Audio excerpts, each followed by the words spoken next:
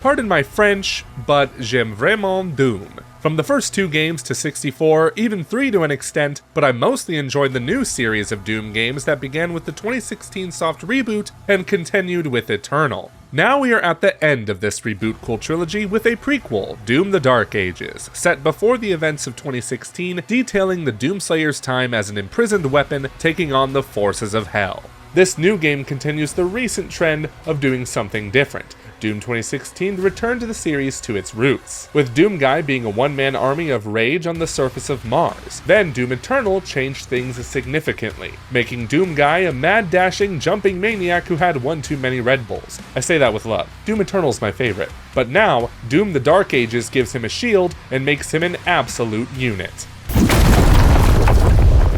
At least we know now that the Doomslayer is your mom. No lie, the developers at id Software really asked, what if we made a game that's the polar opposite of Doom Eternal? That's exactly what the Dark Ages is, and as someone who loves Eternal, I was concerned if I would like this direction. Then I remembered there's not a single Doom game I dislike, and now that I've beaten the Dark Ages, I'm happy to report that it's still true. This game absolutely rocks, and I'm glad they decided to do something different once again, because I probably would have been disappointed if it was just Eternal 2.0, although I wish it had the optimization of Eternal, as getting it to run well on my PC was a bit of a hassle. Alright, a new Doom game, let's go! I'm sure it'll run well with Ultra Nightmare settings on my RTX 3070 and Ryzen 7 5800X. Let's get started. Oh, that's not a high frame rate, even with DLSS quality on. Okay, how does it run with DLSS off and everything set to low? Really? That's insane. Oh, ray tracing is turned on. All I have to do is turn it off and I'll get at least 80 FPS. Where's the ray tracing option? Can't I turn it off? No. No, I can't turn it off. I can't turn it off. I can't.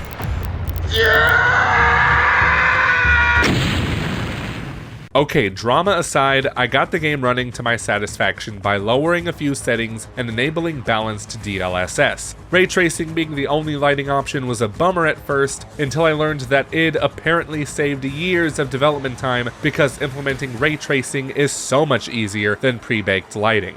This is great because games already take way too long to make, so if ray tracing can make a developer's job easier and faster, then I welcome it with open arms. Just, can somebody buy me an RTX 5090? Please? They're only $2,000. So after my brief fight with the graphics settings, I spent the next 20 hours playing Doom the Dark Ages to completion.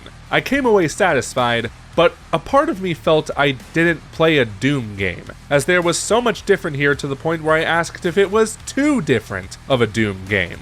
Let's start with the biggest change, the shield, equipped with saw blades. Naturally, this can be used to block enemy projectiles, but its more fun features include locking onto an enemy to ram right into them, throwing it to kill weaker enemies or stun bigger ones, and the most important mechanic, parrying. Parrying? Oh, look, I'm already traumatized from the parrying in Expedition 33. I don't need this in my Doom game. Fortunately, the parry windows are quite generous and can be customized in the settings just like everything else. Game speed, projectile speed, basically the game can be as slow or as fast as you want it to be. Did I mention speed? I was content with the default settings on ultra violence as I'm saving the nightmare playthroughs for later. Anyway, back to parrying, as the only attacks that can be deflected are the ones highlighted in green, whether they be projectiles or melee attacks. Because it's so important to deflect these projectiles, they are much bigger and slower moving, at least at default, than they were in previous Doom games. It looks similar to a bullet hell shooter like Returnal as a result. It's so interesting seeing this parry mechanic implemented in a first-person shooter, let alone Doom, and it works well for the most part, especially when you unlock buffs that activate upon every deflection, like an auto turret, lightning, or a bunch of flying blades. I gotta give props to the development team, they did a great job at Doomifying these new mechanics. What I love doing most with the shield though is throwing it at a bunch of weaker enemies, namely ones that have shields equipped themselves. Don't ask me how those physics work, but you'd think the demons would rethink their strategy after dozens of these takedowns. Okay, demons.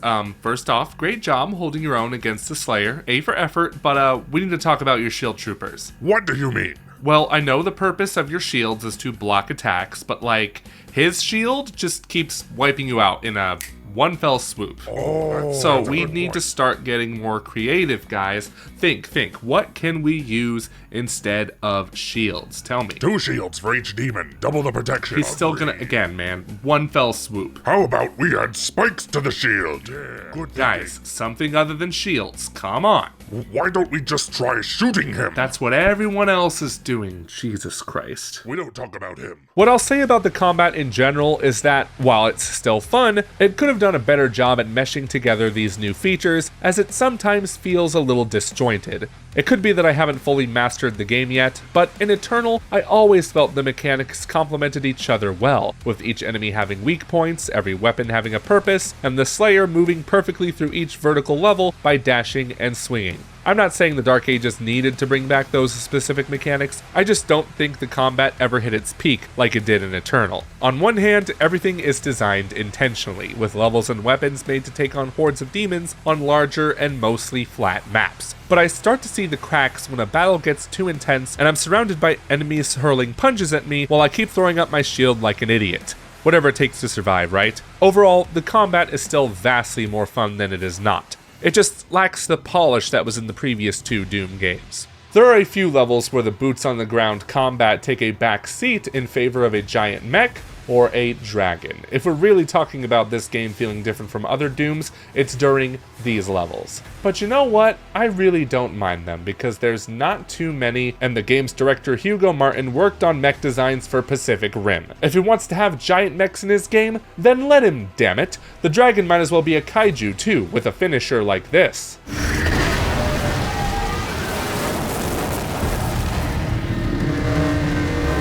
Speaking of finisher, the music was made by production company Finishing Move after Mick Gordon got seriously screwed over. Yeah, losing him was a bitter affair after he crushed it with the soundtracks for the last 2 games. I will say though, out of everything that makes the Dark Ages feel like a different Doom game, the music is not one of them. It seriously rocks. Admittedly, it was tough to focus on at times with all the carnage, but I listened to some tracks on my downtime and I couldn't stop banging my head.